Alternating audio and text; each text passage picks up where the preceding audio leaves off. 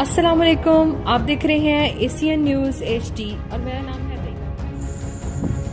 खबर शामिल कर रहे हैं डिस्ट्रिक्ट विहाड़ी से नुमाइंदा एशियन न्यूज़ हमजा साकिब मुगल की रिपोर्ट के मुताबिक डिवीज़न नाजिम अंजुमन तलबा इस्लाम मुजाहिद हुसैन भट्टी ने नए साथियों से गुफ्तगू करते हुए कहा कि तालीमी बजट में तलबा की हक तलफी की गई है।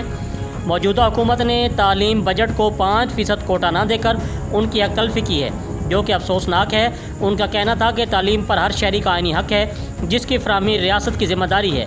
उन्होंने मज़ीद कहा कि उम्मीद है कि हुकूमत आइंदा बजट में तालीम के लिए कम अज़ कम 5% हिस्सा मुख्तस करेगी। इस मौका पर मियाँ ज़ैद हुसैन भट्टी, मलिक अली, शाह नवाज़ खोखर, नदीम सियाल, अयूब खान, फलकशेर खान, इकबाल डक्कू, अरसलान खान, साजिद जट, वकार लंगड़ियाल, चौधरी एजाज हुसैन मेकंड व दीगर दोस्त मौजूद थे। जी, मज़ीद ख़बरों से बाखबर रहने के लिए देखते रहिए एशियन न्यूज़ HD।